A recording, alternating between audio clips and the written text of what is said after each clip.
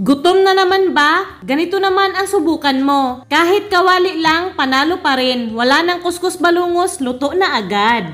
Gutom ka na naman ba? Lagi ka naman gutom. Tara, luto tayo na mabilisang pagkain. Kahit anong brand ng spaghetti sauce, kahit anong brand ng easy melt na cheese, lasagna sheets na pa-expired na, sibuyas at bawang, at gagamit pa ako ng ibang sangkap, makikita nyo mamaya. Magluluto na agad tayo. Mag-exhibition good ka. Maglagay ng konting mantika, sibuyas, bawang, isabay na para way magbugno. Grabe na magbugno eh. 1/4 lang na ground beef. Pwede ka gumamit ng ground pork, ground chicken, or kahit anong ground dyan. Or pwede rin underground. Takpan natin hanggang tuluyang maluto yung karne. Ayan na oh. Titimplahan ko lang ng asin, paminta, at kalahating beef cube para may lasa. Haluin ulit. Pag tunaw na yung beef cube, dito na natin ilagay ang tomato sauce or spaghetti sauce. Spaghetti. Dito ko na rin nilagay yung tubig, kalahati lang nito. Oh. Diba? Haluin lang ng very light. Okay na yan. Konting asin ulit. Paminta. Yung kalahating beef cube. At asukal para may lasa naman yung tomato sauce natin. Haluin ulit ng very light.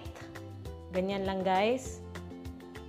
Yung iilang pirasong lasagna lang, bali-baliin lang natin to. Mga 8 hanggang 10 atang lasagna sheets yung ginamit ko. Lublob lang konti. Hahay. Okay. Takpan at hayaan natin tong kumulo at maluto sa mahinang apoy. Pinakuluan ko lang ng 10 minuto. Wow. Ito na oh. Wow. Nabawasan na yung sabaw. Luto na tong lasagna, pero tabi lang muna no. Kasi lulutuin na natin yung parang toppings ng lasagna sa kawali. Sa same na sukat ng margarine or butter at harina, haluin ng mabuti. Pag ganyan na yung itsura, gatas, pwede evaporated milk, pwede fresh milk, or pwede yung tinitimplang gatas. Haluin lang na mabuti. Pag ganyan na halong-halo na oh. Oh. Gudgura natin ang easy melt na cheese. Ha? Ano magudgud mag yun na easy melt man eh. Oh, pwede man ana lang. Hay, samok-samok ra jud ka ubang ba? O di ba ang bilis matunaw pagka na jud nimo ubang. Yan, halong-halo na yung cheese. Titimplahan ko lang ng konting asin, paminta, at magic sarap. Okay na to oh. Tabi. Ibalik na yung pasta. I-on ang apoy sa mahina lang. Yung ginawa nating sauce, ilagay sa taas. Hilig siya kutsara ubang na pwede man ta magluwag. O diba? Dali kaayo. Ayan na o sa malapitan. Tapos kahit anong easy melt na cheese, pinagsama ko na yung mga cheese na nandito. Takpan lang hanggang tuluyang matunaw yung cheese.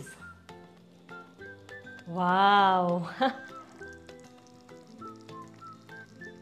Okay na to no, pwede na kainin. Pero gusto ko lang gawing atsup, kaya i-torch natin. Para may itim-itim.